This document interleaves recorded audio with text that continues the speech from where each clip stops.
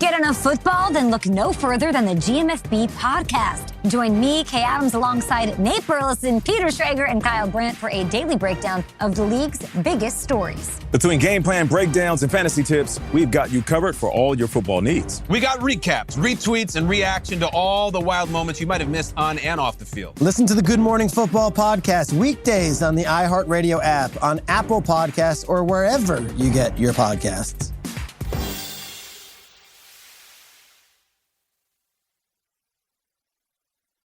There's more to Isaac Newton than apples and gravity. On the podcast Newton's Law, you'll hear a different side of the father of physics, who later became England's most ruthless lawman. So who was this ruthless detective? This hard-bitten crook catcher, totally unmoved by the pleas of a desperate man? It was Isaac Newton. Yes, that Isaac Newton. Listen to Newton's Law on the iHeartRadio app, Apple Podcasts, or wherever you get your podcasts. News outlets will cover stories differently, but the Black Information Network is fundamentally different. A 24/7 all-news network of writers, anchors, and producers with the goal of keeping you informed about what's happening in the Black community. BINnews.com, bringing you news you can trust. Download the iHeartRadio app now and listen to the Black Information Network anytime, anywhere. I sure will. Good morning, everybody. You're listening to The Voice. Come on, dig me now. One and only Steve Harvey. I got a radio show. Yeah, man. Real grateful for that. You know, it's funny. I remember when I first started out in radio, a lot of my peers laughed at me.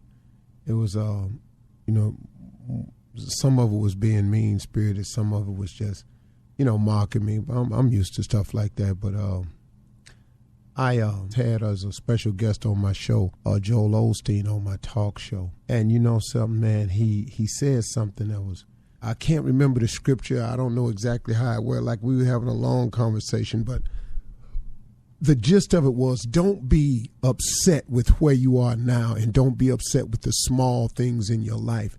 Be grateful for the small things and the small position that you have right now, because you don't know where that's going. You don't know what that's going to be one day. You don't know what that's going to lead to. And that was very warming to hear him say that. But it also reminded me of when I started in radio, how small it was. It reminded me of when I started in stand-up making $25 a show. It reminded me of the cars I used to drive and the cars I didn't have. It reminds me of not having a home at a period in my life and what God has allowed me to live in now. So don't be distraught over your position now, and don't be ungrateful or unappreciative for the things you have now, because you don't know what that's going to grow into. And that's really the gist of what he got, that I got from what he was saying. I just wanted to share that with you, that where you are now is so temporary, because now, like I've said before, now is a fleeting moment. As soon as you say now, right after you finish saying now, that moment that you claimed as now, that's gone.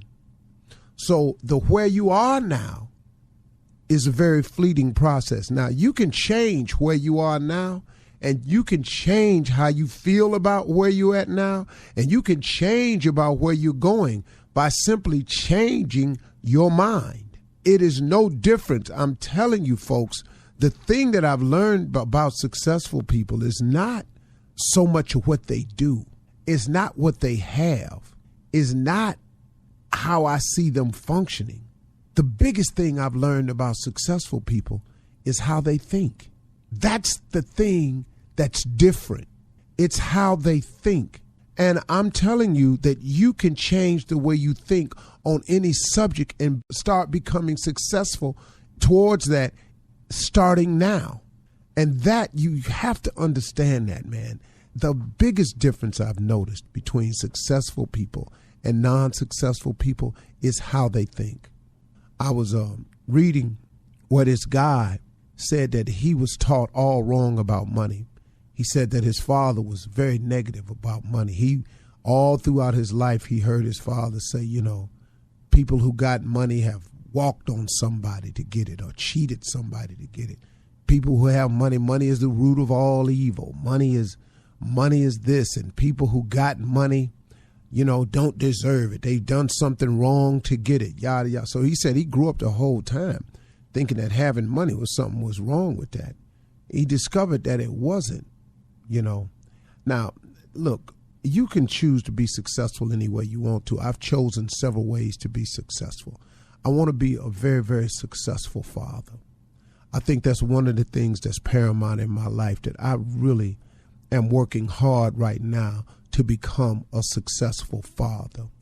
Not a successful father in terms of money, but a successful father in terms of offering the amount of love and guidance and leadership and the example that my children need to look at. That's what I'm really, really working hard at now. I want to be successful as a father, but also I want to be successful as a husband. I want Marjorie to always know that she can count on me, to not have to wonder about me or look for me. I want her to feel secure in the fact that I really have gotten it right, that I really am focused on being a good husband to her, because it means so much to me.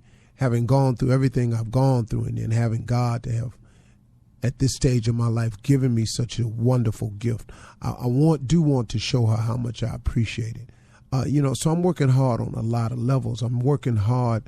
I'm trying very strong to be a successful motivator of people. I want to be a sharer of information to people that will uplift others and give others the same things that I've learned through the trials and tribulations of my life, but at the same time, share that information and use the power of this microphone to uplift people, not to destroy. My show is not about, guess what so-and-so said, guess what so-and-so did. I don't like mean-spirited things about people. I joke with people who call in, that's another thing. But I don't like destroying people with the power of the microphone. So I'm working very hard on being successful in a lot of areas of my life.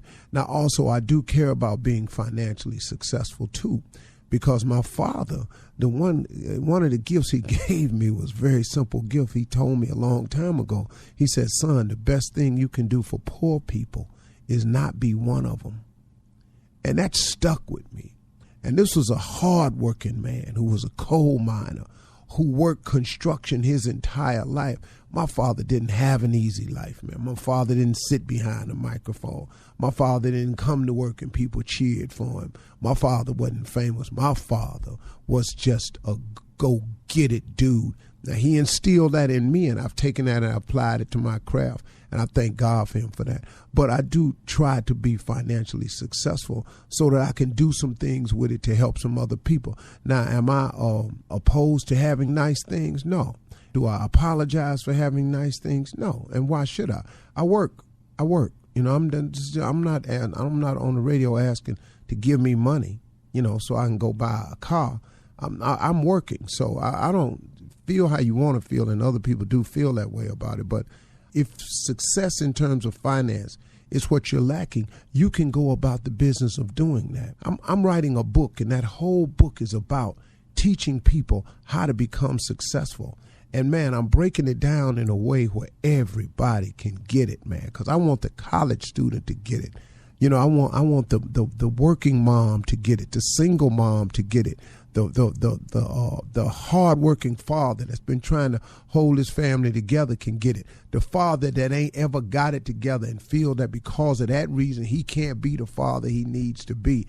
I'm writing something, man, to put it into words to let you know that God is a forgiving God, and that God is a merciful God, and that God can get you out of any situation you find yourself in. You just can't beat yourself up every time you make a mistake. I make mistakes all the time, man. I just got to remind myself to get up. I ask God for forgiveness. I call on his mercy and his grace, and I get up and I go again. But it's coming, man. And if finance success is what you want, you got to change your mind. You got to start thinking about how to produce it. This is not what you do first. The first thing you do is you got to ask. You got to ask to have a life and have a life more abundantly. That's a scripture, that he comes to you to give you life and to give you life more abundantly. That's a scripture. That ain't a joke. That ain't a theory. That's a fact. And the fact that if you don't have a life of abundance, you can get that by asking. Now follow the rest of it, but it starts by asking. Then it starts by believing. And the how-to, don't even worry about that. He takes care of that himself. He'll send the stuff your way. But you got to be willing to put some effort in this thing now. And you can do it. Okay, I know I was a little around the place today, but that's what it was.